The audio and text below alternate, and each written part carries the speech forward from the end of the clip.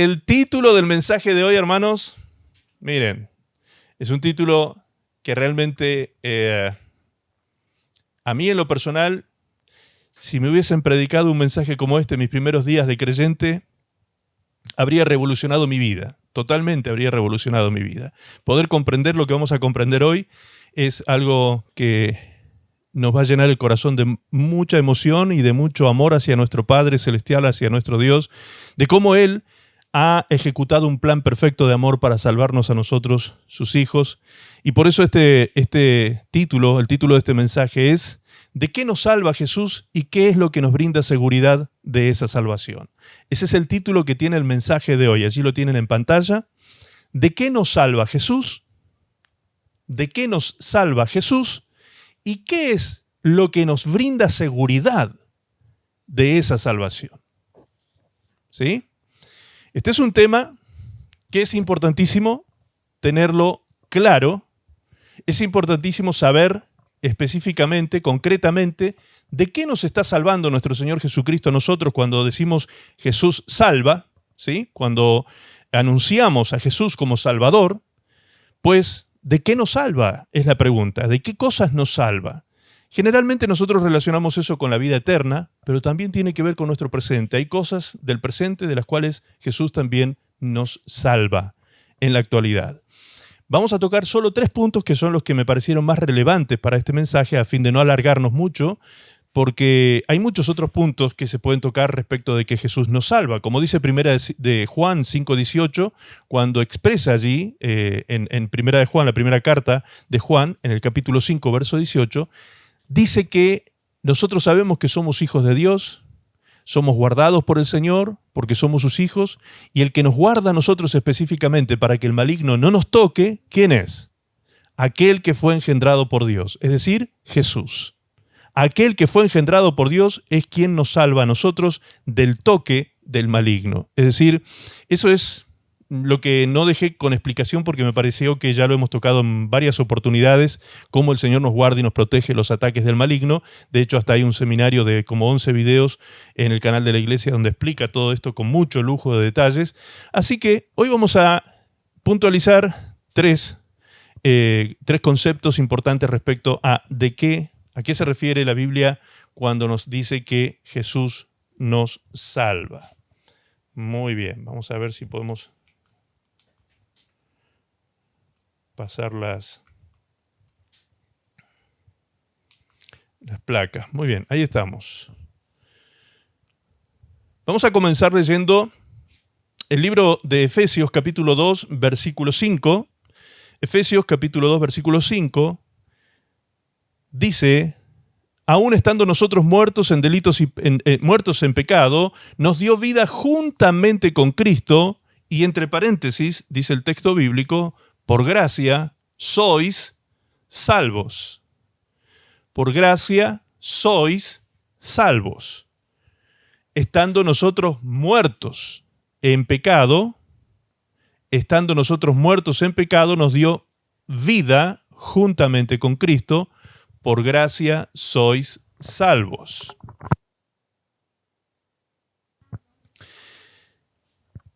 El apóstol Pablo está haciendo mención acerca de este estado de gracia en el cual nosotros entramos, llamado estado de salvación, y dice que en ese estado de salvación nosotros entramos solo mediante la fe. Luego vamos a leer más adelante, en el versículo 8, dice que por medio de la fe, no por obras, es esta salvación para que nadie se jacte, nadie se gloríe, nadie pueda creer que es merecedor de entrar al cielo y tener salvación eterna, sino que solo y absolutamente solo es por fe que nosotros alcanzamos esta salvación, esta gracia salvífica, esta gracia, este favor de Dios que viene a nosotros a extendernos la mano y a salvarnos de este mundo de pecado y llevarnos a la vida eterna.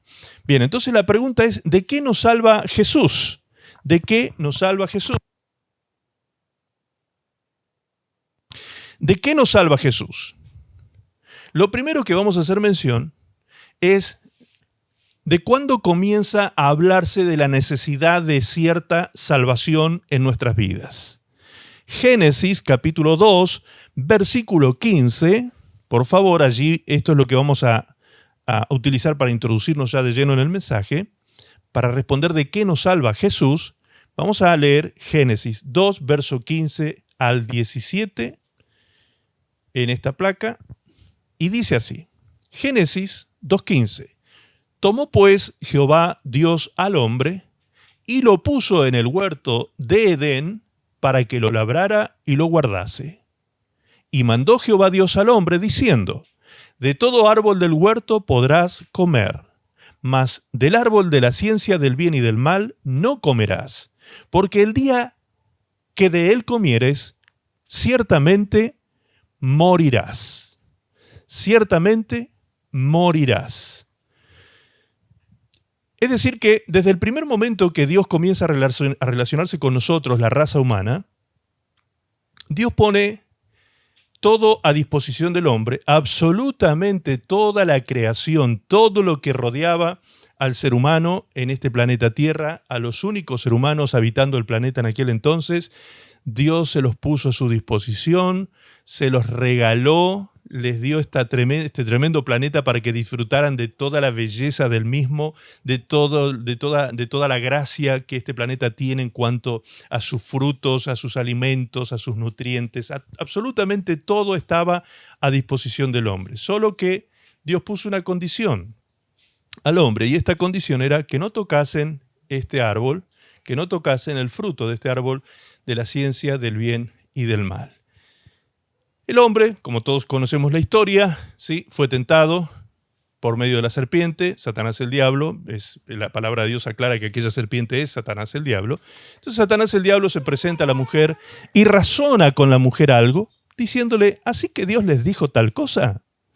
No, no es así, le dice Satanás, ¿sí? Y lo que hace el enemigo es sembrar la duda en el corazón de Eva, y a través de esa duda la engaña a Eva, seduciéndola de comer este fruto. Ella come, le da a su esposo, que era absolutamente responsable de lo que estaba haciendo porque era con quien Dios había hablado directamente, y sin embargo él también, siendo tentado y engañado, tentado, él accedió a comer de este fruto. Bien, una vez que esto ocurre, lo que sucede es que transgreden lo que Dios había establecido y no tuvieron en cuenta la advertencia de Dios. Dios advierte, Dios no amenaza. Esto es una cosa importante. Dios no amenaza, Dios advierte. El hombre amenaza. El hombre muchas veces hace ese tipo de actos de amenazar a alguien para amedrentarlo, para llenarlo de miedo, de temores, pero Dios no. Dios nos advierte lo que está bien, lo que está mal. Esto sí se puede hacer y esto no se puede hacer. Y le dice por qué al hombre, le argumenta inclusive, ¿sí? Es decir, que el hombre no fue engañado por Dios porque Dios le dijo absolutamente toda la verdad. Si ellos comían de ese fruto, morirían. Efectivamente, eso fue lo que ocurrió a partir de entonces, y por eso dice la palabra de Dios en el libro de Romanos, cuando explica sobre la caída de Adán, el apóstol Pablo dice que por un hombre entró la muerte a todos los hombres de la tierra. Es decir, la muerte biológica, la muerte física, comienza a manifestarse en la humanidad a partir de aquel entonces porque el hombre transgrede esta ley tan clara de Dios. Dios no fue engañoso, para nada. Dios les dijo claramente qué podía pasar si ellos comían de ese árbol. Comieron y murieron.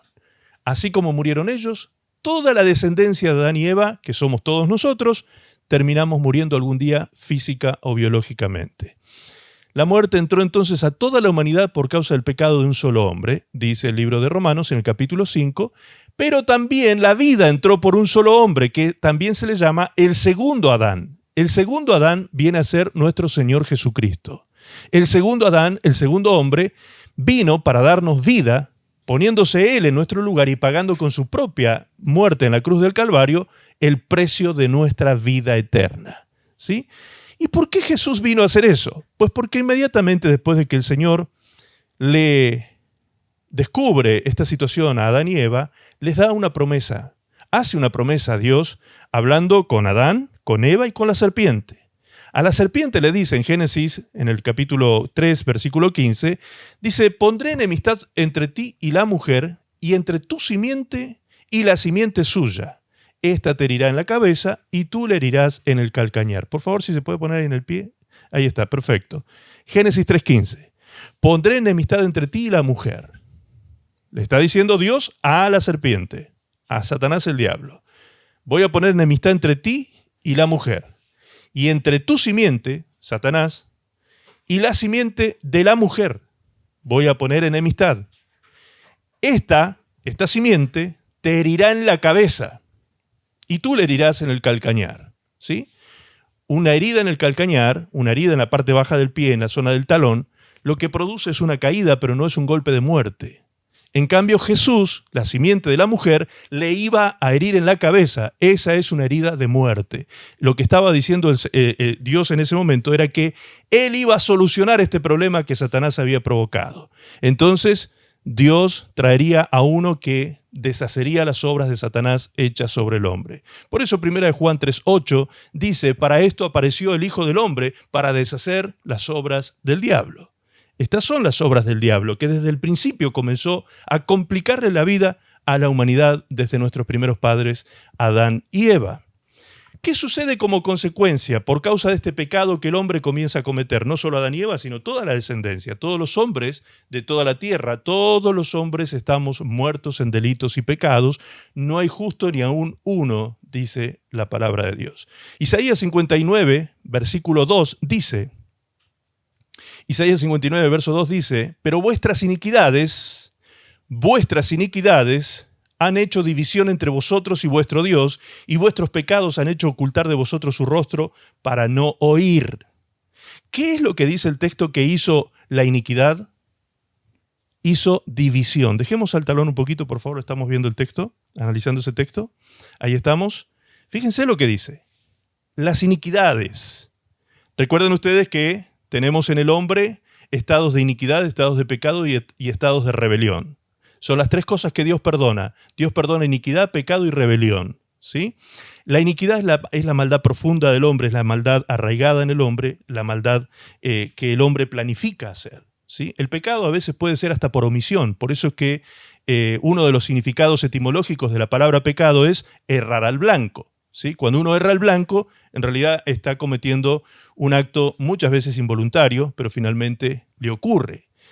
O a veces un acto en contra de su propia voluntad, como explicaba Pablo en Romanos 7:15, cuando él dice, no entiendo lo que hago porque hago lo que aborrezco. ¿Por qué hago lo que aborrezco? Y ahí se da cuenta él que el pecado, la ley del pecado, está en los miembros de su cuerpo.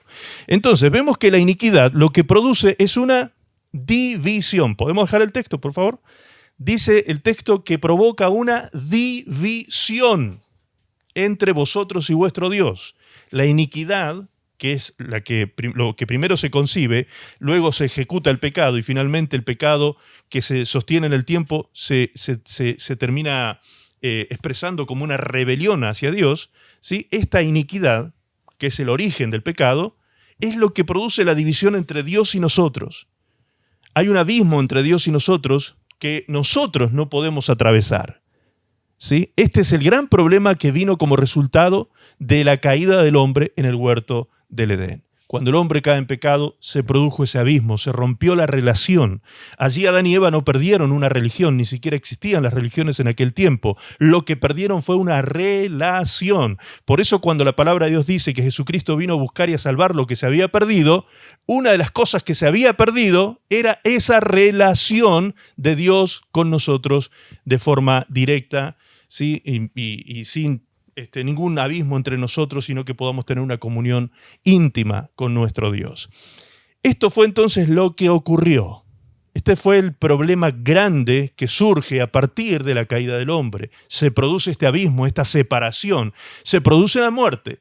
Precisamente esto fue lo que Dios le dijo a Adán y Eva. Si comen de ese fruto, morirán. La palabra morir, etimológicamente, también significa separación. Es decir, cuando el hombre muere espiritualmente, lo que se produce es una separación entre Dios y los hombres. Esa separación es lo que aquí Isaías le llama división.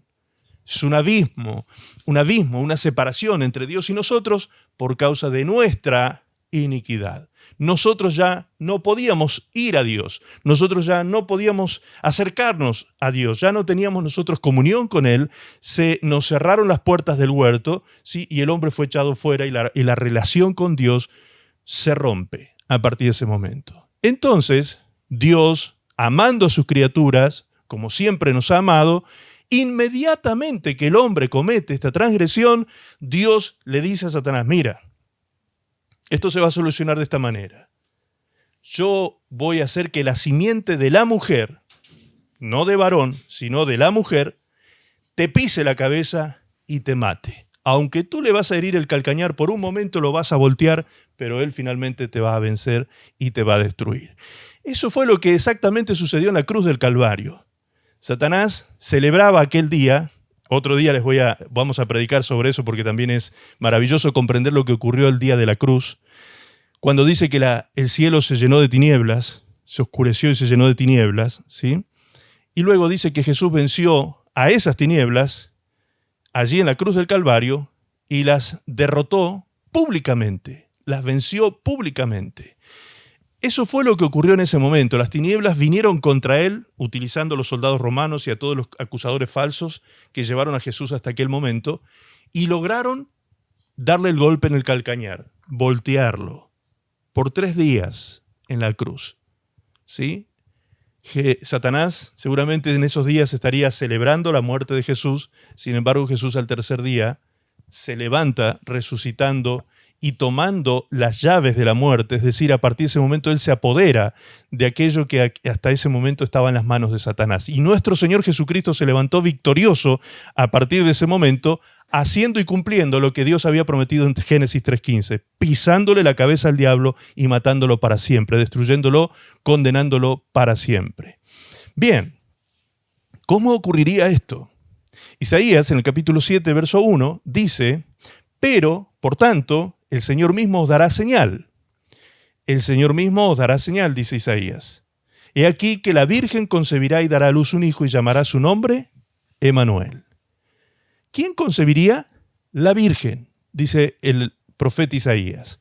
Isaías dice estas palabras 760 años antes de que nazca Jesús.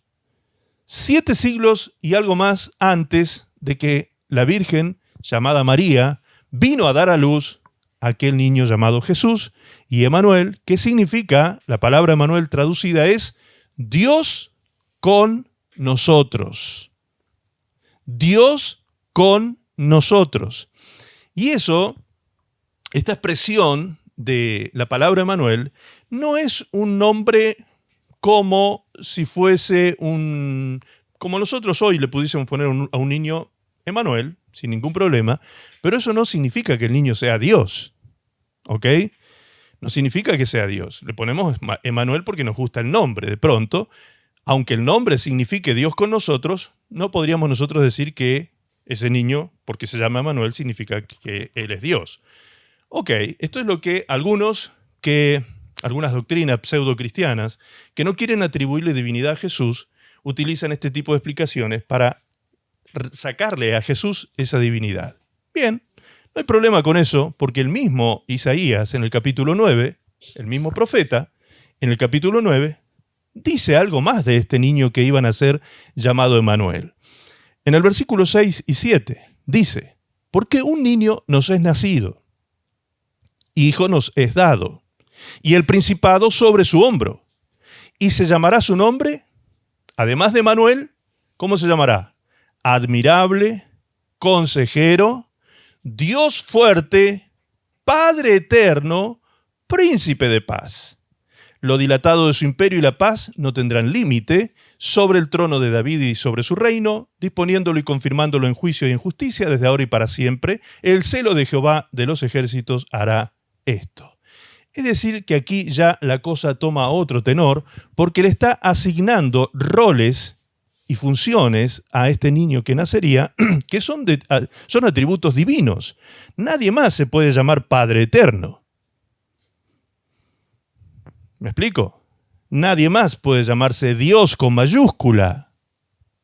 Nadie puede llamarse Dios con mayúscula. Como dice el texto, por favor, volvamos ahí al versículo 6, ¿sí? Para que todos puedan ir leyendo el texto y repasando lo que estamos diciendo. Dice, porque un niño nos es nacido, hijo nos es dado, el principado sobre su hombro, y se llamará su nombre admirable, consejero. Hasta ahí vamos bien, podríamos aceptar que Jesús no es Dios, pero ahora específicamente dice, Dios fuerte, Padre eterno, príncipe de paz.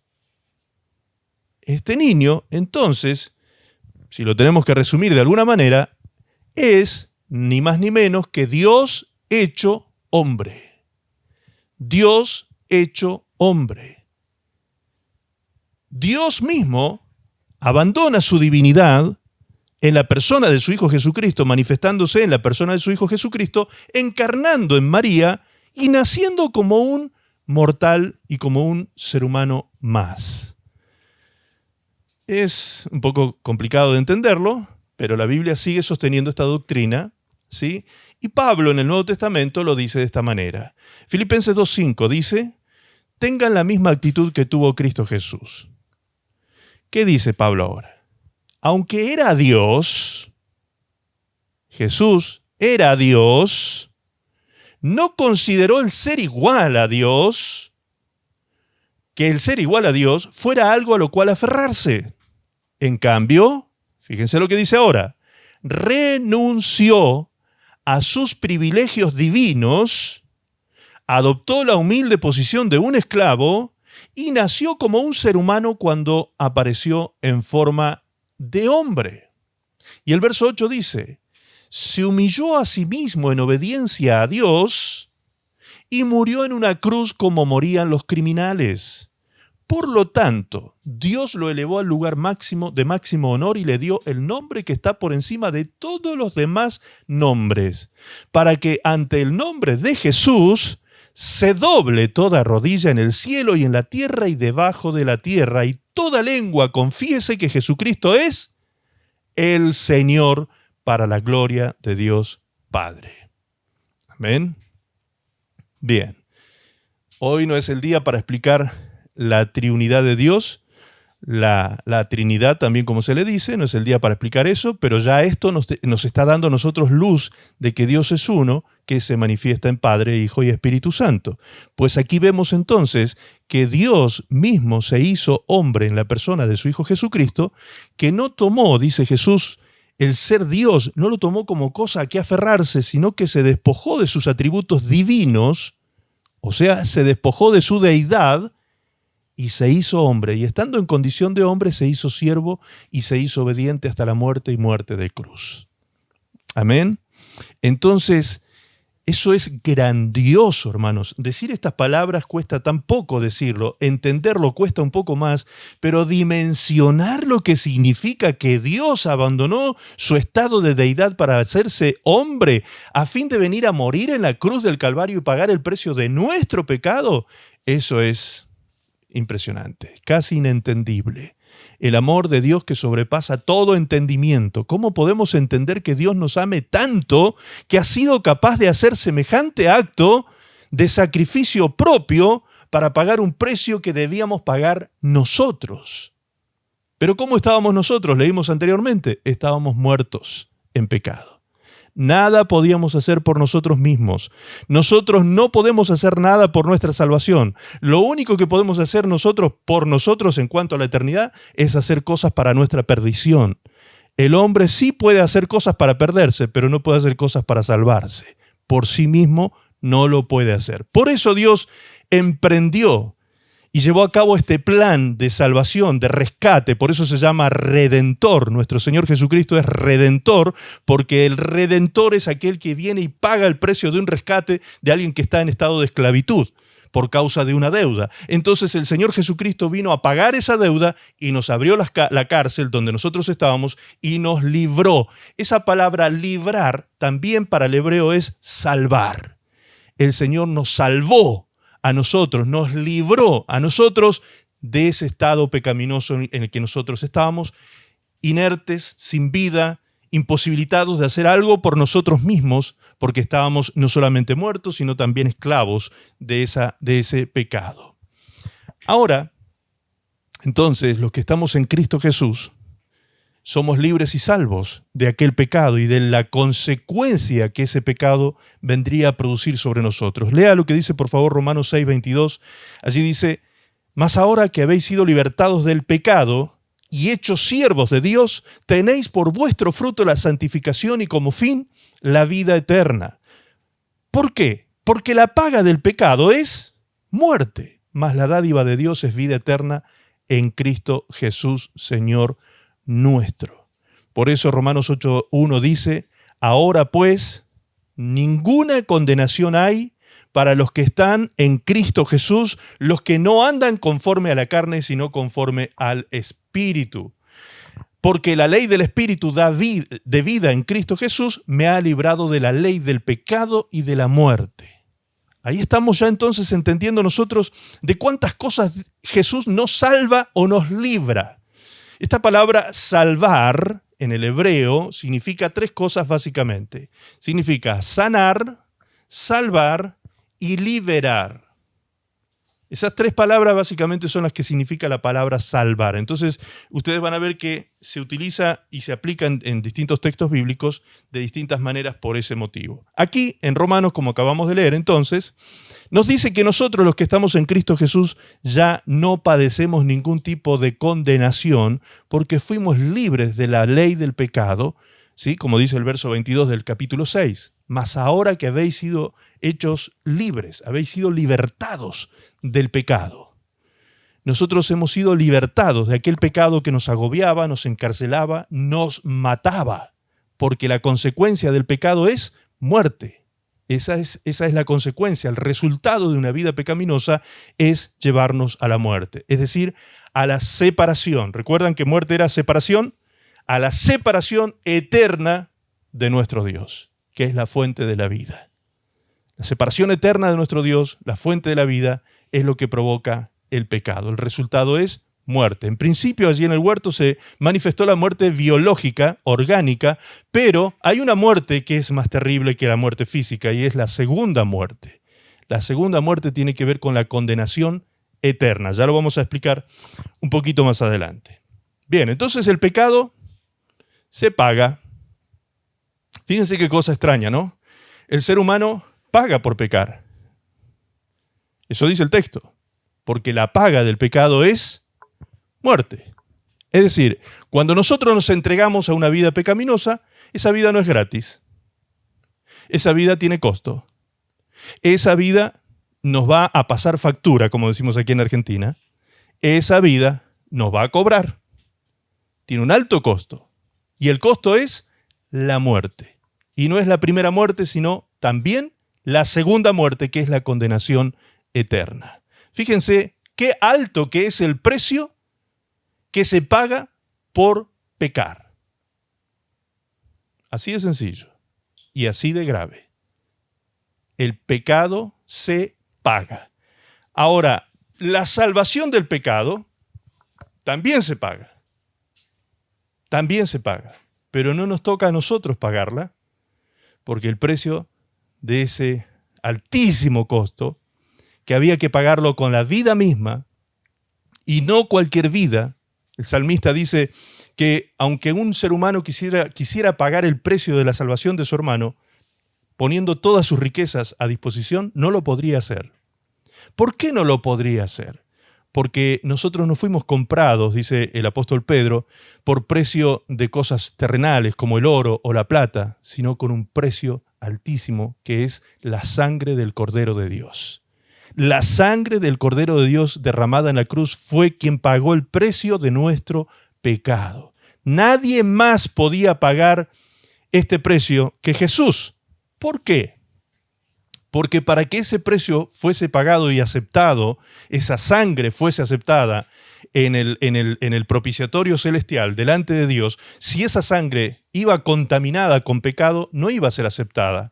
Entonces Jesús tuvo que vivir una vida santa y sin mancha, sin ningún tipo de pecado, siendo tentado en todo, dice la palabra de Dios, se guardó en santidad.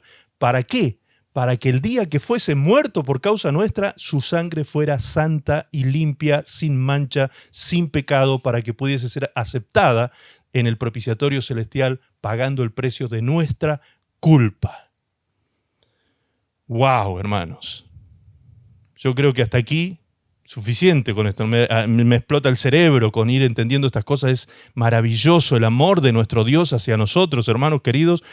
¿Cómo no considerar estas cosas tan maravillosas que el Padre hizo por su sola decisión y amor con que nos amó desde el principio? Siempre nos amó. siempre nos quiso salvos, siempre, y Él mismo se dispuso a hacerlo. Y no lo hizo como un plan B, no lo hizo como un plan B. Fíjense ustedes que en Apocalipsis 13:8 dice que el Cordero que fue inmolado desde antes de la fundación del mundo. Es decir, que Dios ya sabía que todo esto iba a ocurrir, por supuesto, porque es Dios.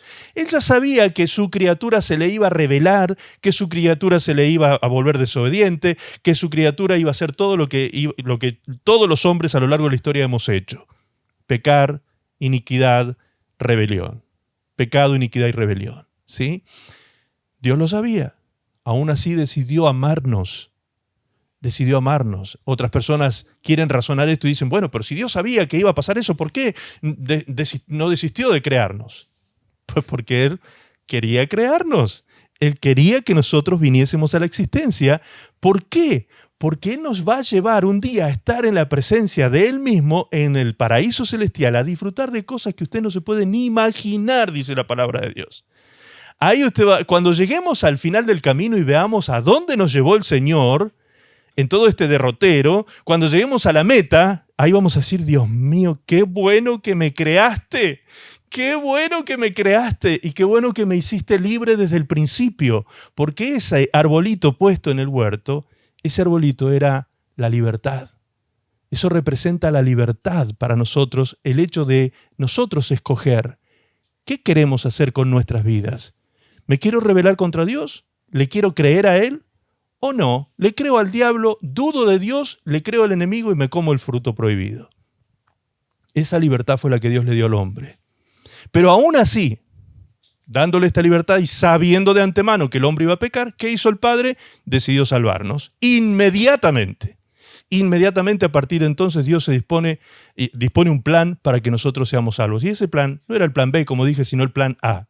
El plan número 1, porque Dios ya lo sabía, entonces decidió salvarnos desde el primer día. Por eso es que hizo esa promesa a Satanás. Mi hijo, mi simiente te va a pisar la cabeza. Mi hijo va a nacer de una virgen, solo de mujer va a venir a este mundo y él te va a pisar la cabeza. ¿Lo hizo? Lo hizo. El Señor lo cumplió. Todo lo dicho por los profetas fue cumplido con exactitud en la vida y persona de nuestro Señor Jesucristo. Esto ya es maravilloso. Que Dios haya hecho esto por nosotros sin que nosotros lo mereciéramos, realmente es una cosa impresionante. Entonces, ¿de qué finalmente nos está salvando Jesús cuando habla de muerte eterna? Bien, vamos a leer Apocalipsis 21:8. Allí dice, pero los cobardes, incrédulos, abominables, asesinos, inmorales, hechiceros, idólatras y todos los mentirosos tendrán su herencia, ¿dónde? En el lago que arde con fuego y azufre, que es la muerte segunda. Esto no es el infierno, atención a esto. El infierno no es el lago de fuego y azufre que arde eternamente. La palabra dice finalmente en Apocalipsis también que el infierno mismo será echado en el lago de fuego también. Mateo 25:41, Jesús dijo, dirá también a los de su izquierda, apartaos de mí, malditos, al fuego eterno que ha sido preparado para el diablo y sus ángeles. Atención, atención a esto. Muchas veces los seres humanos, queriendo justificar su lejanía de Dios, dicen, ¿por qué Dios creó el infierno para enviarnos allí? Pues Dios no creó el infierno para el ser humano. Ese es un error de interpretación bíblica. Si volvemos ahí, podemos poner, por favor, Mateo 25:41. Si volvemos a ese texto, fíjense que dice que este lago de fuego y azufre, este fuego eterno, ha sido preparado ¿para quién? Para el diablo y para sus ángeles. Los ángeles caídos, justamente, los que cayeron juntamente con Satanás el día de la rebelión celestial, previo a la creación de la tierra y de los hombres. Entonces, esto fue preparado no para los hombres. Esto fue preparado para Satanás. Esa palabra para, ¿recuerdan esa palabrita para? La preposición, ¿qué significa? Propósito. Es decir, que el propósito de la creación del lago de fuego y azufre, que arde eternamente, el propósito de Dios fue castigar a Satanás y a los ángeles que se rebelaron. Nunca jamás al hombre. Jamás Dios quiso que el hombre fuese a parar a semejante lugar. Entonces, ¿quién es el que escoge esta condenación? Pues el mismo hombre, que rechaza a Dios y a quien lo puede salvar de esta condenación eterna. Apocalipsis 2:11 dice, el que tiene oído, oiga. El que tiene oído, oiga lo que el Espíritu Santo dice a las iglesias. El que venciere no sufrirá daño de la segunda muerte. El que venciere, el que llegue a la meta, ¿sí? El que se aferre al Señor y camine hasta el final de los tiempos con el Señor, esa persona no sufrirá daño de la segunda muerte, ¿sí? Todos los hijos de Dios, nosotros que ya no estamos en condenación, no vamos a tener parte en ese fuego eterno. Apocalipsis 26 agrega diciendo, bienaventurado y santo. Bienaventurado y santo. La palabra bienaventurado del griego Macarios significa doblemente dichoso y feliz. O sea, ese texto lo que está diciendo es doblemente dichoso y feliz y santo el que tiene parte en la primera resurrección. La segunda muerte no tiene potestad sobre esto, sino que serán sacerdotes de Dios y de Cristo y reinarán con él 1000 años. ¿A quién se está refiriendo? Pues a nosotros los hijos de Dios, que no vamos a no vamos a llegar a aquella condenación, sino que seremos, dice, vamos a ser parte de la primera resurrección. ¿Cuál es la primera resurrección? El momento del arrebatamiento. Primera de Tesalonicenses 4:13, cuando los que estén muertos en Cristo resucitarán primero y luego nosotros los que estemos vivos seremos arrebatados juntamente con Él. Y entonces, luego de la tribulación que vendrá a esta tierra, después de estos 7 años que vendrán de tribulación, gobierno de anticristo, etcétera, etcétera, que ya lo hemos hablado en otros mensajes, viene Cristo por segunda vez a reinar por 1000 años en esta tierra, en este planeta, con nosotros, sus hijos, a la cabeza. Reinaremos con Él por 1000 años. Doblemente dichosos y felices son aquellos santos, es decir, aquellos que se apartaron, la palabra santo significa apartado, aquellos que se apartaron del mundo y entregaron su vida a Cristo para siempre. Doblemente dichosos y felices somos nosotros los hijos de Dios porque no vamos a condenación, la segunda muerte no tiene nada que ver con nosotros, Dios nos libró de eso, a nosotros y a todos los que quisieran creer en su mensaje de salvación. Entonces, ¿se dan cuenta de qué cosa terrible nos ha salvado el Señor Jesucristo? Nos ha salvado de nuestros pecados, nos ha salvado de las consecuencias del pecado, la muerte, nos ha salvado de la condenación eterna. Este es el segundo punto. Les dije que son 3 que vamos a ver. 2 que tenían que ver con los resultados eternos, es decir, el pecado que lleva a la muerte eterna y el pecado que nos lleva a la condenación eterna. Estos son los 2 puntos primeros. Pero hay un tercer punto. Hay un tercer punto que tiene que ver con la vida aquí y ahora, hoy, en este momento, y que tiene que ver con Jesús, nuestro Señor y nuestro Salvador. El proceso de salvación se va a comenzar a evidenciar aquí, no en el cielo, no en la vida eterna. Este proceso de salvación se evidencia aquí y ahora en nuestras vidas. Romanos capítulo 6, verso 6, dice, en la versión Reina Valera, después lo vamos a leer en la NTV, dice así, sabiendo esto que nuestro viejo hombre, fue crucificado juntamente con él para que el cuerpo del pecado sea destruido a fin de que no sirvamos más al pecado. ¿Ok? El viejo hombre, la vieja naturaleza, o el antiguo hombre, el antiguo ser pecaminoso, también lo nombra así la NTV. Vamos a leer la NTV, por favor. Verso 6. Sabemos que nuestro antiguo ser pecaminoso fue crucificado con Cristo para que el pecado perdiera su poder en nuestra vida. Fíjense qué maravilloso esto. El poder del pecado perdió la capacidad de daño en nuestra vida por causa de Cristo y de nuestra muerte con Él en la cruz del Calvario. Nosotros solos, por nosotros mismos, no podíamos morir al mundo y a la carne, no podíamos hacer nada por nosotros mismos, pero Cristo nos resucita una nueva vida, y en esta nueva vida nosotros crucificamos cada día al viejo hombre, a la vieja naturaleza, a ese viejo ser pecaminoso, a ese antiguo ser pecaminoso, lo vamos crucificando día con día. A medida que usted se niega a pecar, a medida que usted se niega a mentir, a medida que usted se niega a hacer una u otra cosa en transgresión delante de Dios, de esa manera va muriendo al pecado y viviendo una vida de reinado en Cristo Jesús, reinando en vida, como dice Romanos 5:17. Reinamos en vida, ahora, desde ahora estamos reinando en vida. Nosotros hoy tenemos el poder para enseñorearnos, a eso se refiere con reinar, gobernar, enseñorearnos de nuestro cuerpo y del pecado que aún habita en los miembros de nuestro cuerpo. Verso 7 dice, pues cuando morimos con Cristo fuimos liberados del poder del pecado. ¿Sí? Hay gente cristiana, neófita, podríamos decir en la fe, sin ánimo de ofender con ese término. Neófito me refiero a una persona de pocos conocimientos, que cree que todavía el pecado tiene poder sobre él porque todavía peca. ¿Sí? Todavía peca, de una u otra manera. Entonces, se sienten frustrados en la vida cristiana porque creen que el pecado todavía tiene poder sobre ellos. Sin embargo, aquí el texto bíblico nos dice claramente que a partir de que Cristo reina en nosotros y nosotros estamos en Cristo, ya el poder del pecado fue debilitado. El poder del pecado comienza a morir. Poco a poco lo empezamos a vencer, lo empezamos a destruir y en esa batalla diaria vamos matando la vieja naturaleza y viene a nacer una nueva criatura, como dice Pablo en 2 Corintios 5:17.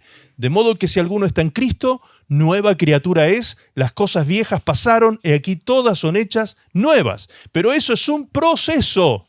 Eso no es un acto de magia que realiza Dios de la noche a la mañana y nos transforma de gusano a mariposa. ¿Sí? No, es toda una transformación que lleva su tiempo a partir de la renovación de nuestro entendimiento. A medida que vamos comprendiendo la voluntad de Dios agradable, buena y perfecta, vamos realizando dicha voluntad cada día con la ayuda del Espíritu Santo, nuestra vida comienza a santificarse por medio de ese conocimiento de la palabra de Dios. Es un proceso de crecimiento y de santificación. Por eso se llama santificación. Recién leíamos Romanos 6:22. ¿Qué dice allí? Mas ahora que habéis sido libertados del pecado y hechos siervos de Dios, tenéis por vuestro fruto la santificación. La santificación es una palabra que tiene un sufijo, al final esa palabra sion, santificación, ese sufijo significa acción. Entonces, santificación es la acción de santificarnos. Dijimos que santidad es apartado. Alguien que está apartado del mundo al servicio de Dios, en este caso. Entonces, ¿la santificación qué es? Es la acción de apartarme del mundo y de la carne y sus apetitos y poner mi vida al servicio de Dios. Eso es morir a la vieja naturaleza, al viejo hombre, ir muriendo a todo aquello que nos agobiaba y nos dominaba, nos gobernaba antes de Cristo. Pero ahora en Cristo tenemos el poder para debilitar ese pecado y finalmente someter al enemigo de nuestras almas, Satanás el diablo, al pecado, la carne y los pensamientos, a la voluntad de Dios. ¿Por qué puede suceder esto? Porque ahora nuestras armas no son carnales, dice Pablo en 2 Corintios 10:3 y 10:4. Dice que nuestras armas no son carnales, sino poderosas en Dios para destrucción de fortalezas. ¿Y qué son esas fortalezas? Argumentos y pensamientos de altivez que se levantan contra el conocimiento de Dios, dice en el versículo 4. Es decir, el problema está aquí. Nuestro corazón espiritual, cuando está contaminado de pecado, debe ser llevado a sujeción, debe ser llevado a obediencia a Cristo, debe ser sometido a obediencia. Amén. Por medio del Espíritu Santo de Dios, a través de nuestro espíritu humano, somos fortalecidos en el hombre interior, en nuestro espíritu, para poder dominar la carne y el alma, que es muy ambivalente. Entonces comenzamos a tener una vida regulada espiritualmente, desde el espíritu, no desde el alma, porque el alma es arriba y abajo, un día está arriba, un día está abajo, un bajón, el otro día está pum para arriba, el otro día está otra vez bajoneado, deprimido. Entonces no podemos vivir almáticamente nuestra vida de fe, sino espiritualmente. Lo único que a nosotros nos va a mantener regulados en nuestra vida cristiana y con seguridad en nuestra salvación es cuando el Espíritu Santo está asistiendo a nuestro hombre interior, al espíritu del hombre. Sigamos leyendo. Dice versículo 8. Y dado que morimos con Cristo, sabemos que también viviremos con Él. Pasamos a la siguiente placa y leemos el versículo 9. Ahora fíjese lo que dice el 9. Estamos seguros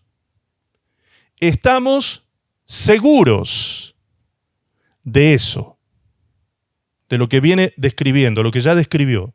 Estamos seguros de eso, porque Cristo fue levantado de los muertos y nunca más volverá a morir. Es decir, porque Cristo vive, es que nosotros tenemos seguridad de que también nosotros viviremos. Esa seguridad no se basa entonces en mi poder para dominar mi vida, sino en el poder que resucitó a Cristo de entre los muertos. El poder del Espíritu Santo que operó en Jesucristo levantándole de los muertos, que lo trajo a la vida a Cristo una vez más, es el mismo poder que está en nosotros los hijos de Dios. Por eso Pablo dice en el capítulo 1 de Efesios, en el verso 15, comienza a hablarle a los hermanos de Éfeso y les dice: yo estoy orando por ustedes para que Dios, aparte del amor y la fe que ustedes ya tienen, les dé espíritu de sabiduría, de revelación y conocimiento en Él, para que sepan la esperanza a la cual han sido llamados y cuál es la supereminente grandeza del poder de Dios que se manifestó en la resurrección de Jesucristo, y que ese poder está disponible para con ustedes los que creen, dice el apóstol Pablo. Esto es algo que se les tenía que revelar a los hermanos de Éfeso y también a nosotros. También a nosotros. El poder que operó en Jesucristo para levantarlo entre los muertos es el mismo poder, dice el texto, que está disponible para con nosotros los que creemos. Hermanos, eso es impresionante. Eso es maravilloso. De otra manera, no podríamos nosotros pretender santificarnos, porque el hombre por sí mismo y por su propia fuerza y moralidad no puede autosantificarse. El hombre lo único que hace es educar sus demonios, pero la santificación es una obra del Espíritu Santo. La regeneración del corazón del hombre es una obra del Espíritu Santo. El hombre lo único que hace es ponerle rienda muchas veces y educar los demonios, como digo, para no quedar mal públicamente. Pero no internamente, allí están. En cambio, cuando Cristo viene a nuestra casa espiritual que somos nosotros, templo del Espíritu Santo que somos nosotros, cuando Cristo entra y gobierna y llena este templo con su presencia y su gloria, pues nosotros somos transformados de gloria en gloria, dice el apóstol Pablo, porque lo estamos viendo a Él cara a cara en nuestro ser interior. Tremendo, hermanos. Estas cosas son maravillosas, hermanos. Estas cosas son preciosas. Dios quiera que todos podamos estar entendiendo lo que yo estoy tratando de expresar con algunas palabras lo más sencillamente posible, porque en realidad son tan altas y complejas estas cosas, tan maravillosas estas cosas, que es un poco difícil comprenderlo. Espero que me esté dando a entender la forma en que lo estoy expresando. Sigamos con el verso 10. Dice: cuando Él murió una sola vez a fin de quebrar el poder del pecado. O sea, seguimos hablando del pecado ya arruinado. El pecado está arruinado, perdido, fracasado y condenado. El pecado ya no tiene poder como antes lo tenía cuando no estábamos en Cristo. Pero ahora que Él vive para la gloria de Dios. Así también ustedes deberían considerarse muertos al poder del pecado y vivos para Dios por medio de Cristo Jesús. No permitan, otra vez, libertad. Fíjense cómo siempre Dios nos da a nosotros la libertad de escoger. Dice: no permitan que el pecado controle la manera en que viven. No caigan ante los deseos pecaminosos. Ok, entonces, ¿quién es el que permite? ¿Quién es el que me hace vivir en pecado o en santidad? ¿Dios? Yo. Yo soy el que permito la santificación en mi vida, o yo soy el que permito la contaminación en mi vida. Por eso también el apóstol Pablo dice en 2 Corintios 7:1 que nosotros debemos limpiarnos de toda contaminación de espíritu y de carne. 2 Corintios 7:1, después lo puede leer, por favor, y allí va a ver cómo Pablo dice que somos nosotros los que tenemos que limpiarnos de toda contaminación de espíritu y de carne. ¿Sí? Por eso es que Romanos 6:22 dice que el fruto de la santificación es nuestro. Dice: vuestro fruto es la santificación. ¿Por qué? Porque somos nosotros los que decidimos. Ahora, solo nos toca decidir, porque el poder para vivir en santidad ya no depende de nosotros, sino de Dios. Entonces yo lo decido y Dios me acompaña en esa decisión y me ayuda en ese acto de santificación, en ese proceso de santificación, porque separado de Él no lo podríamos hacer. Pero quien lo decide somos nosotros. Permitan, dice el apóstol Pablo aquí, o mejor dicho, no permitan que el pecado controle la manera en que viven. Amén. Gloria a Dios. De todas estas cosas nos salva el Señor, amados. El Señor nos salva del poder del pecado, del resultado del pecado, de la condenación eterna por causa del pecado, y todo eso que tiene que ver con la vida del más allá, de pronto el hombre no le da tanta importancia o trascendencia en su vida de más acá. Pero aquí en el más acá, precisamente en esta vida, también Cristo opera en salvación de nosotros mismos. Porque el peor enemigo que tiene el hombre es el hombre mismo. Nosotros mismos somos nuestros peores enemigos y por eso Cristo nos salva a nosotros, nos salva. Cristo nos salva a nosotros de nosotros mismos, es decir, de la vieja naturaleza, el viejo hombre y la ley del pecado que opera en nuestros miembros. ¿Cuántos dicen amén y gloria a Dios por esto? Gloria a Dios, gloria a Dios, gloria a Dios por lo que el Señor nos ha dado y todo por gracia. Tú no tuviste que sacar un centavo de tu bolsillo, no tuviste que hacer ningún sacrificio físico, no te tuviste que negar absolutamente a nada, ni tuviste que realizar laceraciones en tu cuerpo, ni hacer absolutamente nada para pagar ese precio. Solamente lo recibes por fe, porque es un don de Dios, es un regalo que Dios te da. Tú solo tienes que creer que Él te lo está regalando. Solo tienes que creer que Él te lo está dando. Él te dice, hija, hijo, esto es para ti. Pero Señor, esto costó muchísimo, ¿cómo me lo vas a dar? Sí, claro que costó muchísimo. Y costó tanto como mi amor por ti. Mi amor por ti es tan grande, por eso Juan, el apóstol Juan en capítulo 3, 16 dice, porque de tal manera amó Dios al mundo, que llevó a cabo esa acción de amor dando a su Hijo unigénito, para que todo aquel que en Él crea no se pierda, sino que tenga vida eterna. De tal manera amó Dios. De tal manera nos amó Dios. Por eso a veces, escucho a veces oraciones, o que obviamente no son malintencionadas, sino simplemente con un poco de desconocimiento se ora diciendo, Señor, no me sueltes, Señor, no me sueltes de mi mano. Y el Señor no te va a soltar nunca de su mano. El que permite o no permite, ¿quién es? Tú y yo. Entonces, ¿quién es el que se suelta? ¿Dios nos suelta la mano o nosotros le soltamos la mano a Dios? Claro, somos nosotros los que le soltamos la mano a Dios. Dios jamás nos suelta. Jamás Dios quiere que nos perdamos. Jamás Dios va a desistir de convencernos de pecado, de justicia y de juicio. Aunque nos descarriemos, allá va a estar el Espíritu Santo con nosotros, dándonos en la conciencia y haciéndonos entrar en razón de que no estamos haciendo lo debido, que no estamos caminando por el camino recto y de verdad. Amén. De esa manera nos ama Dios. Bien, ahora por último vamos a ver entonces, vimos solo 3 cosas de las que nos salva y que son cosas impresionantes, que nos salva el Señor, pero ahora vamos a ver otro tema que también es un tema bastante polémico en algunos ámbitos teológicos, es un poco polémico este tema, que es el tema de la seguridad de la salvación, ¿sí? A veces también se suele escuchar en las campañas evangelísticas, por ejemplo, que a las personas se les dice que pasen a recibir a Cristo para que sean salvos y que a partir de ese momento tengan seguridad de salvación, que estén convencidos y seguros de que Dios los va a salvar y serán salvos. Bien, eso no está descuadrado con lo que dice la palabra de Dios, pero hay cierto nivel de desconocimiento de cómo opera esto en la vida de aquella persona que no tiene conocimiento bíblico y se suele frustrar, porque la persona cree que a partir del momento que viene a Cristo tiene que ser un súper, mega, recontra, archi santo, que no puede cometer ningún error, no puede cometer ningún pecado, no puede hacer absolutamente nada malo, porque ahora es cristiano. ¿Y qué es lo que le ocurre? para su sorpresa, que por más que ahora tiene a Cristo en su corazón, todavía sigue luchando con su carne, todavía sigue cometiendo pecados, todavía está siendo tentado, todavía tiene luchas diarias, todavía. Porque en realidad el Señor no nos vino a sacar del mundo, sino que nos dejó en el mundo. Nos dejó en este mundo y nos aclaró, en el mundo van a tener aflicción, en la carne, eso estaba diciendo Jesús, en la carne va a haber aflicción.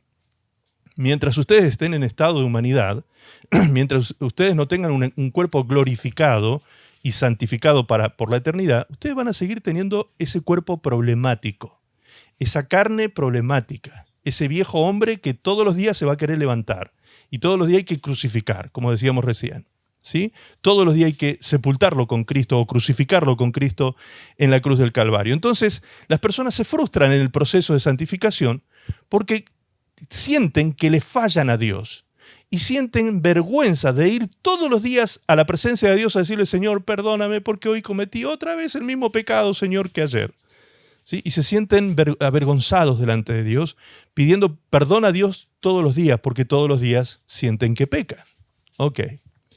¿Dios sabía eso o no lo sabía? Nos tenemos que preguntar esto. Dios sabía que el hombre, a pesar de que él iba a perdonarlo, lo iba a salvar, le iba a dar vida eterna, etcétera, etcétera, ¿iba a seguir teniendo problemas con la carne? Por supuesto que Dios lo sabía. ¿Sabía Dios que nosotros, aunque no quisiéramos, íbamos a pecar?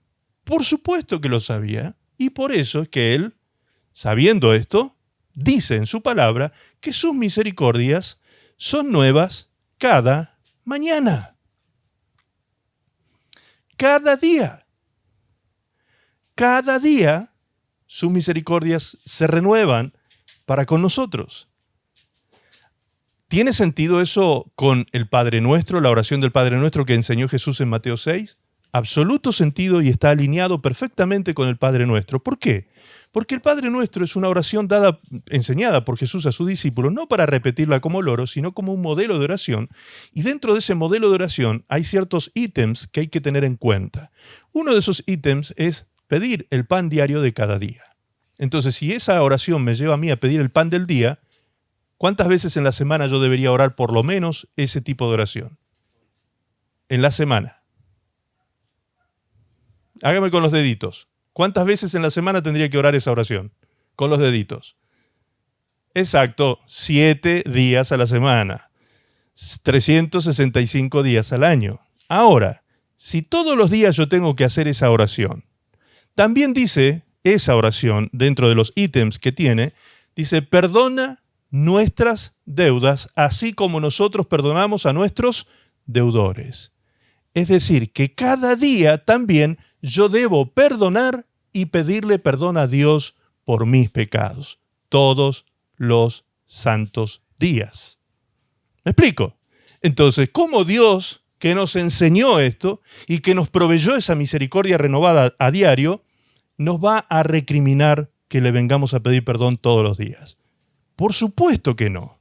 Si Él lo hizo de esa manera, Él lo planificó de esa manera, para que nosotros todos los días tengamos dependencia de Él y tengamos una interrelación con Él, porque en definitiva, lo que papá quiere, ¿sí? Y con todo derecho, Él sí que se lleva todo con mayúscula la palabra papá, ¿sí? Nuestro Abba Padre, como dice también el apóstol Pablo, nuestro Abba Padre, nuestro Abba Kadosh, nuestro papá, nuestro papito, como también tenemos confianza de decirle, por ese espíritu que puso en nosotros al adoptarnos como sus hijos, nuestro papito lo único que quiere es disfrutar de estar tiempo con nosotros, de que sus hijos se sienten en su regazo, de que sus hijos lo miren a sus ojos, de que sus hijos le declaren su amor, de que sus hijos vivan conforme a su voluntad, y no porque sea un Dios tirano, caprichoso o impositivo con sus mandamientos. No, porque la palabra de Dios dice claramente que los mandamientos de Dios no son gravosos, sino que son para nuestro bien. Son para nuestro bien. Es decir, que si tú no mientes, el que se beneficia eres tú. Si tú no adulteras, el que se beneficia eres tú. Si tú no matas, el que se beneficia eres tú. ¿Me explico? Si tú no cometes ninguno de esos pecados que están dentro de la ley moral de Dios, siempre el bendecido y beneficiado vas a ser tú. Gloria a Dios. Bien, Efesios 2:8. Entremos a esta segunda parte del mensaje. Efesios 2:8 dice, porque por gracia sois salvos por medio de la fe. Y esto no de vosotros, pues es don de Dios, no por obras, para que nadie se gloríe. ¿Ok? Entonces, ¿la seguridad de mi salvación depende de obras o depende de mi confianza y fe puesta en Dios? ¿Qué dice el texto? Somos salvos por gracia, por medio de la fe, no por obras, para que nadie se jacte en su presencia, dice otra versión, o para que nadie se gloríe delante de Dios. Es decir, ningún ser humano puede presentarse delante del Señor y creerse merecedor de algo de parte de Dios, porque todos los seres humanos a una nos hemos descarriado y no hay justo ni aun uno. Solo son justificados los que vienen a Cristo y alcanzan esta gracia salvífica por medio de la fe. Entonces no es por obra. Si la salvación no es por obra, ¿sí? Si la salvación no es por obra, la seguridad de esa salvación tampoco es por obra. Tampoco es por obra. ¿Por qué digo esto? Por lo mismo que estábamos recién relatando de aquel cristiano que se siente frustrado de que todos los días tiene que pedirle perdón a Dios porque todavía no ha santificado su vida de la manera que él cree que debería estar santificado. ¿Sí? Entonces, lo que cree esa persona, por causa de la influencia satánica en su mente, es que podría perder su salvación. ¿Sí? Ay, es que yo estoy cometiendo este pecado y puedo perder mi salvación. Hemos entendido, a través de la palabra de Dios, está claramente establecido en Hebreos capítulo 10, verso 26, en Hebreos capítulo 6, verso 4 en adelante, dice claramente que aquel que rechaza al Salvador, habiendo conocido la verdad y pecando deliberadamente, una vez conocido la verdad y habiendo sido libertado del pecado y participado del Espíritu Santo, ¿sí? y habiendo gustado el don de la salvación, si esa persona decide rebelarse contra Dios después de haber recibido todos estos beneficios como hijo, pues esa persona que rechaza al Salvador, junto con el Salvador, rechaza su salvación. Eso está claro. Pero ese no es nuestro caso. Aquí no hay nadie, en esta reunión al menos, que yo sepa, que quiera deliberadamente pecar y rechazar a Jesús. Pues entonces no tienes nada que temer. Nada que temer, solo estás en un proceso de santificación. La santidad es perfectible en nuestras vidas. La santidad es perfectible. Por eso dice la palabra de Dios, utilizando esa palabra, dice que debemos perfeccionar la santidad en el temor de Dios. La santidad es algo que se perfecciona día a día. Debemos trabajar en ese proceso de santificación día con día. Ahora, ¿de eso depende la seguridad de mi salvación? ¿Es que si yo peco menos o peco más? No. No va a depender de mi obra, va a depender de la fe puesta en aquel que sí me puede salvar, que es nuestro Señor Jesucristo. Ahora, présteme atención aquí, porque aquí es donde se vuelve medio enredado el asunto. Entonces, pastor, ¿usted me está diciendo que si yo vivo pecando, puedo ser salvo igual? No, yo no dije eso. Lo que estoy diciendo es que vas a pecar igual a pesar de que eres salvo. Vas a pecar igual porque todavía estás en un cuerpo que está con ese problema hasta el día de tu muerte. Porque tú puedes pecar hasta encerrado en tu cuarto. Tú puedes pecar hasta siendo una persona parapléjica que no tiene movimiento en ninguno de los miembros de su cuerpo. Tú puedes pecar de pensamiento, de sentimiento. ¿Me explico? O sea, hay muchas maneras y variables cuando hablamos de pecado. Entonces, no estoy diciendo que tú no vas a pecar. No, estamos en ese cuerpo problemático, como dije y repito, hasta el día de nuestra muerte. Pero estamos en el proceso de santificación. Es decir, estamos en el proceso de apartarnos día a día un poco más del mundo y eso nos acerca cada día un poco más a Dios. Ese es el proceso que se tiene que estar realizando constantemente. En ese proceso Dios nos va a encontrar. A algunos de nosotros nos va a encontrar en la escala 1, a otro en la escala 8, a otro en la escala 10, a otro en la escala 30, y otro estará ya en la escala 100, entrando ya casi glorificado, ¿sí? Viviendo en una santidad extrema. Hay gente que vive en un estado de santidad maravilloso. Lo ha logrado porque el Espíritu Santo ha operado en ellos porque ellos lo permitieron. ¿Ok? Entonces, ¿qué es lo que me da seguridad me da seguridad de mi salvación? No es mi obra, no es por mis obras, sino por la fe puesta en aquel que me puede salvar y aquel que sí tiene todas las herramientas y el poder y la intención y el amor suficiente para salvarme. Eso me da seguridad. Mis obras no me dan seguridad de salvación. Lo que me da seguridad de salvación es el amor de Dios hacia mi vida. Dios me ama, dio a su Hijo, lo dio todo por nosotros. Entonces, ¿cómo voy a dudar de que Él me quiera salvar? Él jamás va a querer dejar de querer salvarme. Él lo va a hacer todo y más que todo para salvarnos. Siempre. Solo que nosotros debemos comprender que no hemos de abusar de la gracia, no hemos de abusar de ese amor inmerecido de Dios, sino que debemos actuar en convicción. Ahora explico esto. ¿Por qué en convicción? ¿Por qué en convicción? Porque la fe es eso.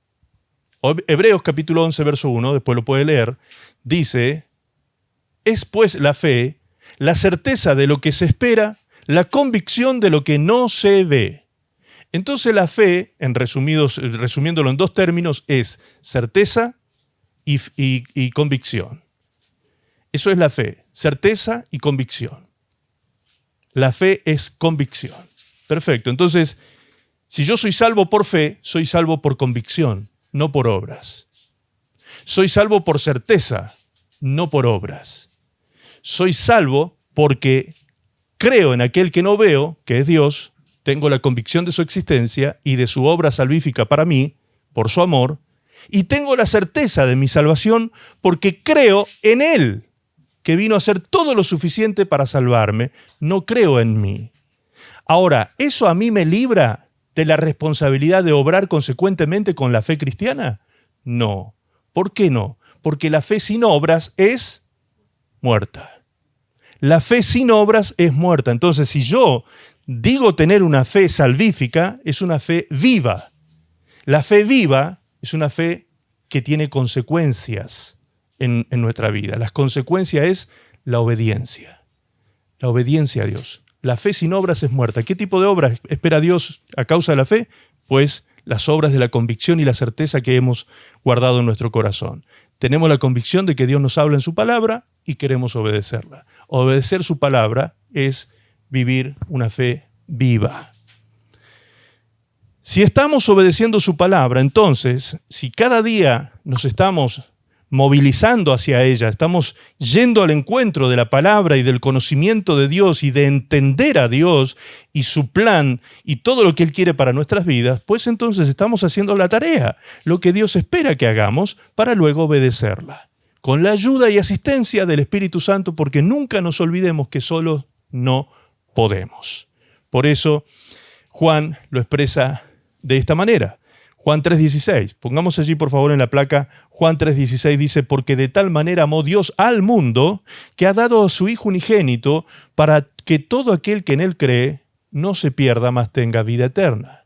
O sea, aquí no habla de obras, sino de fe puesta en aquel que sí pagó el precio por nosotros.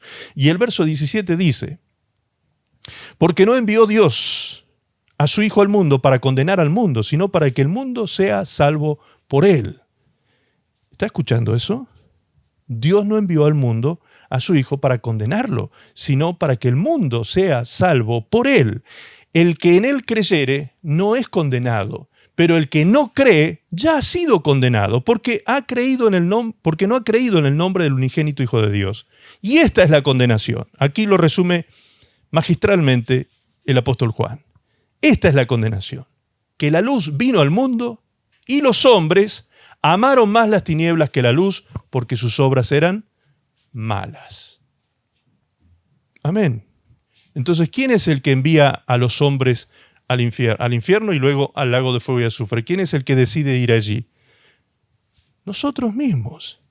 Esta es la condenación, dice la palabra. Que habiendo Dios hecho todo por ti, tú decides rechazar todo lo que Dios hizo por ti, por tu salvación. Tú decides amar más las tinieblas que la luz. Esa es la condenación, que la luz vino al mundo en la persona de Jesucristo, pero el mundo no quiso saber nada con Jesús. Espero que tú no seas una de esas personas. Espero que tú seas uno de aquellos que sí desea acercarse a la luz, para que tus obras sean transformadas. transformadas por el poder de Dios. Está claro entonces que el hombre puede hacer todo para perderse. Para perderse. El hombre puede hacerlo todo para perderse, pero no puede hacer nada para salvarse. Lo único que tú tienes que hacer, por denominarlo como un verbo, una acción, es tener confianza en Dios, en su plan, porque el que te salva es Él. El que lo hizo todo por ti es Él. El que te da el poder de santificación es Él. El que lo hace todo para sacarte del mundo y llevarte a la luz es Él. Él lo hace todo. Él siempre va a ser Él en ti, porque tú, separado de Él, no puedes hacer absolutamente nada. Pero lo que sí Dios espera es tu decisión diaria, todos los días. Permítele a Dios actuar en tu vida. Permítele al Espíritu Santo controlar tu vida. Permítele al Espíritu Santo que gobierne tus emociones. Permítele. Muere cada día a las pasiones de la carne. Dile al Señor que tú solo no puedes y que necesitas su ayuda, porque las tentaciones son fuertes, porque los embates del mundo son terribles, y tú necesitas para vivir en victoria un poder mayor que el poder que opera en el mundo, y que el que está en el mundo también, obviamente, el enemigo de nuestra alma. Entonces, el único que tiene ese poder es nuestro Señor Jesucristo, a través de su Espíritu Santo dado a cada uno de sus hijos. Él fue el único que pudo pagar el precio. Isaías 53:5 dice: mas Él herido fue por nuestras rebeliones, molido por nuestros pecados. Molido por nuestros pecados. El castigo de nuestra paz fue sobre Él, y por su llaga fuimos nosotros curados. Mi seguridad entonces no debe estar puesta en lo que yo puedo hacer para salvarme, sino en lo que Jesús hizo para salvarme y santificarme, para que un día yo pueda ver al Padre cara a cara. Solo nos toca a nosotros creer y creerle para entrar en ese estado de gracia. Creer y creerle. 1 Juan 5, versos 11 y 13 al 13 dice así: y este es el testimonio, que Dios nos ha dado vida eterna. Dios nos ha dado vida eterna, y esta vida eterna está en su Hijo, Jesucristo. El que tiene al Hijo, tiene la vida. El que no tiene al Hijo de Dios, no tiene la vida eterna. Estas cosas os he escrito a vosotros que creéis. Estas cosas os he escrito a vosotros que creéis en el nombre del Hijo de Dios, para que sepáis que tenéis vida eterna y para que creáis en el nombre del Hijo de Dios. Tremendo, ¿no? Que el apóstol Juan escribiera a los creyentes diciéndoles que crean. Fíjense el texto lo que dice. Le dice a los creyentes que crean. Por favor, dejémoslo al pie de ese texto, ¿sí? Si es posible, desde el principio. Dice que Dios nos ha dado vida eterna, y esa vida está en su Hijo Jesucristo. Primero, número 1. ¿En quién está la vida eterna? En Cristo Jesús. No hay otro. Pueden haber habido en la historia de la humanidad afamados profetas y maestros espirituales, pero el único habilitado por Dios para darle al hombre vida eterna es su Hijo Jesucristo. Nadie más. Su Hijo Jesucristo. El que tiene al Hijo, por lo tanto, ¿qué dice el texto? El que tiene a Jesús tiene la vida. Entonces, si tú quieres asegurar tu salvación, tienes que asegurarte de tener a quién en tu corazón. A Jesús. Si Jesús está en ti y tú en Cristo, entonces tendrás la vida eterna. Luego dice: estas cosas os he escrito a vosotros, dice el apóstol Juan, os he escrito a vosotros, a los creyentes, a los cristianos, dice: a vosotros que creéis en el nombre del Hijo de Dios, para que sepáis que tenéis vida eterna, porque creíste en el nombre del Hijo de Dios, tenés vida eterna. Pero fíjense lo que dice ahora Juan. Dice: y para, o sea, otro propósito, y para que creáis en el nombre del Hijo de Dios. ¿Pero cómo? Si se está dirigiendo a gente que cree en el nombre del Hijo de Dios, ¿por qué a esa gente que cree en el nombre del Hijo de Dios luego les dice, les escribo para que crean en el nombre del Hijo de Dios? ¿Vieron qué llamativo el texto? Pues porque él lo que está llevando al corazón de la audiencia de aquel momento y a nosotros a través de esta palabra inspirada por el Espíritu Santo es la tranquilidad, la confianza plena de que la salvación no depende de mis obras, sino de mi fe puesta en Cristo Jesús. Cree en Él, dice Juan, no dejes de creer en Él, mantente creyendo en Él. Él es el que hace todo para salvarte y santificarte. Aquellos que han creído en Él y le han recibido son los que tienen al Hijo. Juan 1:12 dice, aquellos que creen y le reciben son llamados hijos de Dios. ¿Sí? Son llamados hijos de Dios. Mas aquellos que le recibieron, a los que creen en su nombre, dice la Reina Valera, Dios les ha dado la potestad de ser hechos hijos de Dios. Ok, entonces tu seguridad de salvación no depende de ninguna obra, sino de tu confianza puesta en aquel que te puede salvar. Confía en Él. Confía que Él te salva, que Él lo ha hecho todo y más que todo para salvarte. Él nunca te va a soltar. Él nunca jamás te va a soltar la mano. Si tú lo rechazas, solo si tú lo rechazas pecando deliberadamente después de haber conocido la verdad y te mantienes en ese estado de rebelión, puedes caer de ese estado de gracia. Pero porque tú lo decides también. Siempre somos nosotros los que finalmente decidimos. Y por último, para aquellos que sienten culpabilidad diaria, aquellos que se quedan a vivir en la estación de la miserabilidad, ¿se acuerdan cuando predicamos hace tiempo atrás el estado de la miserabilidad en que Pablo se describe cuando él descubre que vive en un cuerpo de pecado que todos los días lo lleva a pecar y lo separa de Dios? Romanos 7, verso 15 al 23, al 25 en el caso de la Reina Valera. Ese texto nos dice claramente que no depende de nosotros plena y absolutamente la santificación. Es decir, la seguridad de la santificación tampoco radica en mis obras de obediencia. Aún, fíjense que esto que vamos a describir ahora, esto sí que es maravilloso, hermanos, porque he escuchado, conozco al Señor hace ya 37 años que conozco a Cristo. En aquellos años que yo conocí a Cristo Jesús, se predicaban mensajes de terror. Mensajes de terror. Eran mensajes de terror realmente. Porque nos llenaban de miedo. Y nos decían, porque el Señor viene por una iglesia santa, sin mancha y sin arruga. Dios mío, cuando decían eso y yo me miraba y estaba lleno de manchas, lleno de arrugas, todavía estaba todo arruinado, todavía necesitaba mucha restauración en mi vida espiritual y Dios tenía que hacer muchas cosas todavía en mi vida, aunque yo ya había recibido a Cristo Jesús en mí. Pero había muchas cosas que trabajar y mucha santidad que perfeccionar en mi vida todavía en aquellos 20 y algo de años. Entonces, escuchaba esos mensajes. Cuando el Señor venga, si te encuentra mintiendo, te quedas. Dios mío, eso era terrible.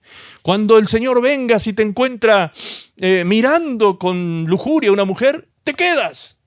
Y yo decía, pero tan así será, esto es terrible si es así. Porque yo no podía dejar de pecar. Todos los días estaba pecando. Si no era con mis ojos, era con mis pensamientos, con mis sentimientos, con mis acciones. Vivía pecando. Entonces, Dios mío, no vengas todavía, por favor, Jesús. Retrasa tu venida. Porque si vienes, me pierdo. ¿Por qué pensaba de esa manera yo? Por causa de esos mensajes terroríficos que nos predicaban en aquel tiempo, que no son bíblicos. Exactamente así. ¿Por qué? ¿De dónde se sacaba esa palabra? Una iglesia gloriosa, sin mancha, sin arruga. ¿Sí? Eso se saca de Efesios. Leamos, por favor, Efesios 5, 25 al 27. Dice, maridos, amad a vuestras mujeres, así como Cristo amó a la iglesia y se entregó a sí mismo por ella. ¿sí? Aquí le está hablando al hombre y a la mujer en este pasaje, desde el verso 21 en adelante, le habla al hombre y a la mujer en comparación con la relación de Cristo con la iglesia. Solo nos vamos a referir a la relación de Cristo con la iglesia. Dice que Cristo se entregó por ella, y el verso 26 dice, ¿para qué lo hizo? ¿Para qué se entregó por ella? ¿Para qué dio su vida por ella? Para santificarla.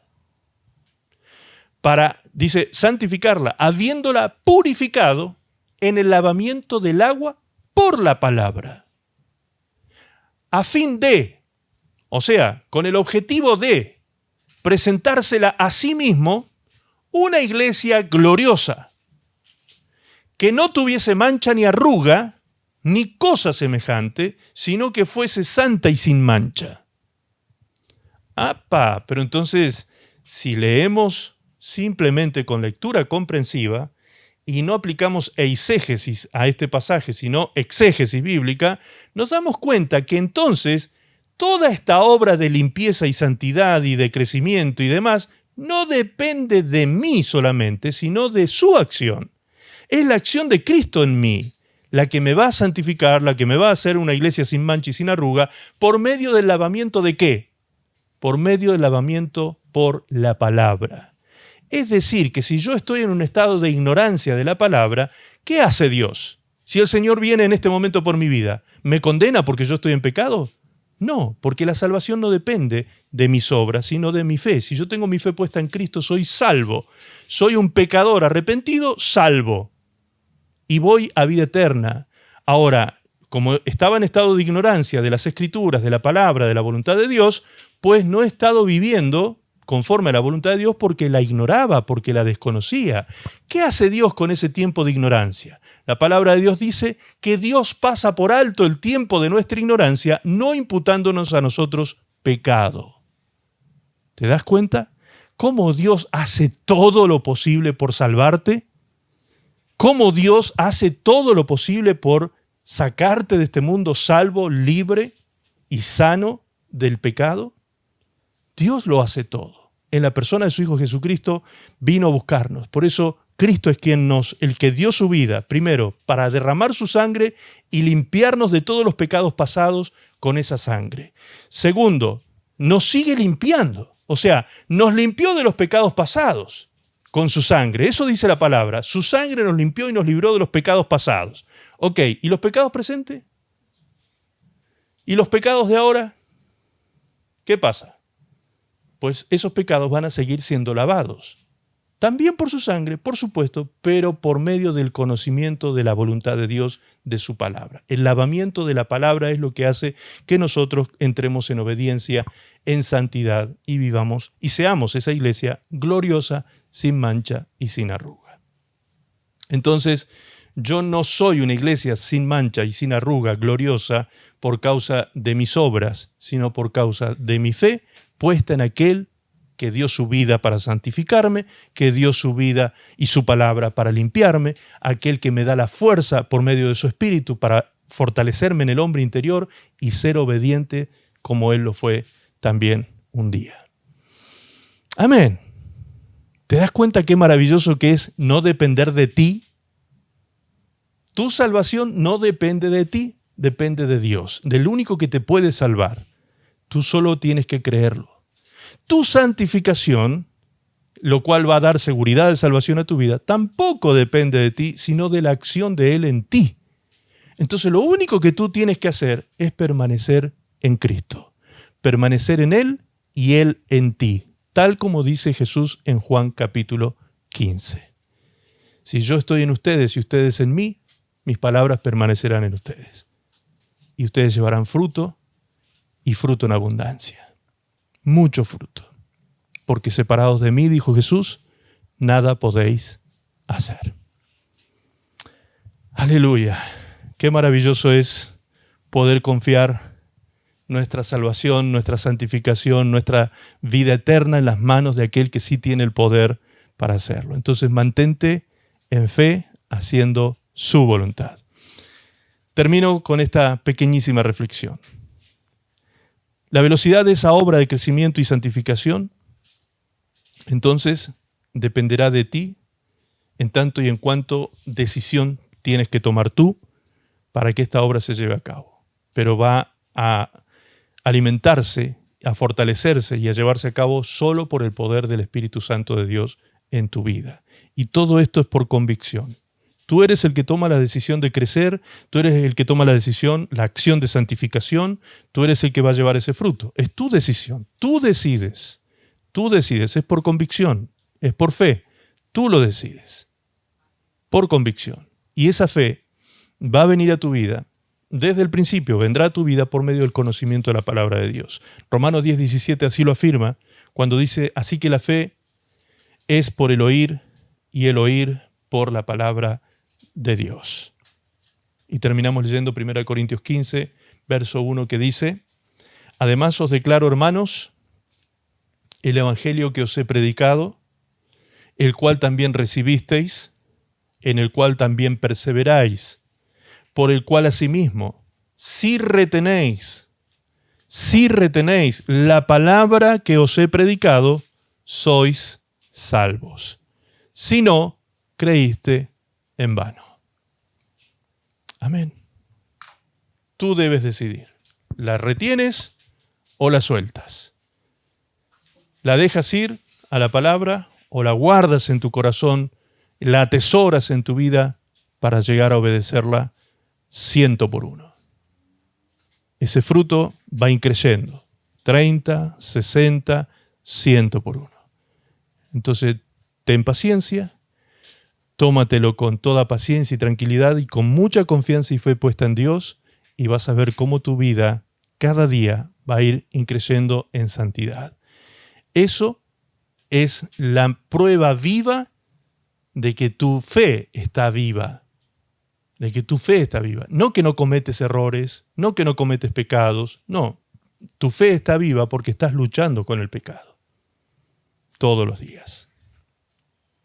Y el Señor te dará finalmente la victoria. Por eso Apocalipsis decía, el texto que leíamos más temprano, al que venciere, porque estamos en una lucha. Estamos en una batalla diaria. Luchamos con la carne, luchamos con el enemigo, luchamos con las corrientes de este mundo, luchamos con falsas filosofías, huecas filosofías, luchamos todos los días con el pensamiento mercantilista de este mundo, luchamos con los falsos profetas y falsos maestros que pretenden hacer mercadería de las almas. ¿Con cuántas cosas no luchamos, hermanos? Todos los días estamos en una lucha. Por eso es que al que venciere, le será dada la corona de vida. Amén. Gloria a Dios. Creo que es un momento muy precioso para que oremos y le demos gracias a nuestro papá por este gran amor y esta gran misericordia. Amén. Me gustaría que cierres con una oración, Tani, desde México. Por favor, tú cierra con una oración agradeciendo a papá por su palabra. Listo. Hola, pastor. Hola, hermanos. ¿Cómo están? Buenas tardes. Bueno, estoy muy emocionada por la palabra que recibimos, así que espero poder orar porque estoy así como con la lágrima. De verdad, estoy muy emocionada y agradecida con el Señor. Bueno, Padre, en el nombre de Jesús, en esta tarde, Señor, y en esta noche para otros hermanos, venimos ante tu presencia, Señor, juntos, unánimes, Señor, agradecidos por este alimento, Señor, porque cuánta hambre tenemos de ti, Señor, cuánta sed tenemos, Señor. Escrito está, Señor, en tu palabra que no solo de pan vivirá el hombre, sino de toda palabra que sale de tu boca, Señor. Y realmente tenemos tanta hambre, Señor, tanta sed, tanta necesidad de ti, que cómo no agradecerte en esta tarde, Señor, por esta palabra que nos has enviado a través de nuestro pastor Max. Gracias por la vida de nuestro pastor. Gracias, Señor, por todo lo que nos entregas a través de él. Hermoso tiempo. Yo te pido, por favor, que esa palabra que ha caído en esta tarde en cada uno de nosotros, Señor, haya caído en esa tierra fértil, que dé fruto, Señor, día a día y en su tiempo. Que es tan necesario, Señor, estar en esta santidad y en este proceso, Señor, para poder algún día, Señor, servirte, Señor, adorarte y vivir contigo eternamente, papá. Gracias por todo y en todo tiempo y en todo momento. Papito, te adoramos, te bendecimos y glorificamos tu precioso grande nombre, Señor. Gracias, papá, en el nombre de Jesús. Amén y amén. Amén. Gloria a Dios. Damos un aplauso al Señor. Glorificamos a Dios en esta hora.